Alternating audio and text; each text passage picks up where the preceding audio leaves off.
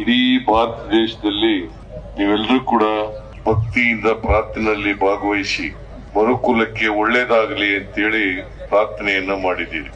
ಈ ಸಂದರ್ಭದಲ್ಲಿ ಎಲ್ಲ ಮುಸಲ್ಮಾನ್ ಬಾಂಧವರಿಗೆ ಹಾಗೂ ಇತರರಿಗೆ ಬಕ್ರೀದ್ ಹಬ್ಬದ ಶುಭಾಶಯಗಳನ್ನ ಕೋರ್ಲಿಕ್ಕೆ ಬಯಸ್ತಾ ಇದ್ದೇನೆ.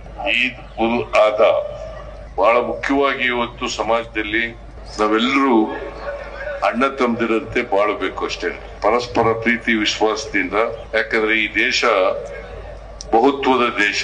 ಎಲ್ಲ ಧರ್ಮದವರಿದ್ದಾರೆ, ಎಲ್ಲ ಜಾತಿಯವರಿದ್ದಾರೆ, ಎಲ್ಲ ಭಾಷೆಯವರಿದ್ದಾರೆ, ಎಲ್ಲ ಪ್ರಾಂತ್ಯದವರಿದ್ದಾರೆ. ನಮ್ಮ ಸರ್ಕಾರ ಸರ್ವಧರ್ಮ ಸಮನ್ವಯದಲ್ಲಿ ನಂಬಿಕೆ ಇಟ್ಕೊಂಡಿರ್ತಕ್ಕಂಥ ಸರ್ಕಾರ.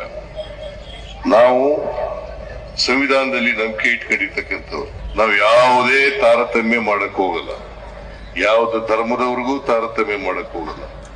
ಯಾಕಂದ್ರೆ ಕರ್ನಾಟಕದ 7 ಕೋಟಿ ಜನರನ್ನ ರಕ್ಷಣೆ ಮಾಡಬೇಕಾಗಿರ್ತಕ್ಕಂಥ ಜವಾಬ್ದಾರಿ ನಮ್ಮದು. ಮತ್ತೆ ಎಲ್ಲಕ್ಕಿಂತ ಮುಖ್ಯವಾಗಿ ಈ ನಾಡಿನ ಅಭಿವೃದ್ಧಿ ಆಗ್ಬೇಕಾದ್ರೆ ಒಳ್ಳೆ ಮಳೆ ಬೆಳೆ ಆಗ್ಬೇಕು.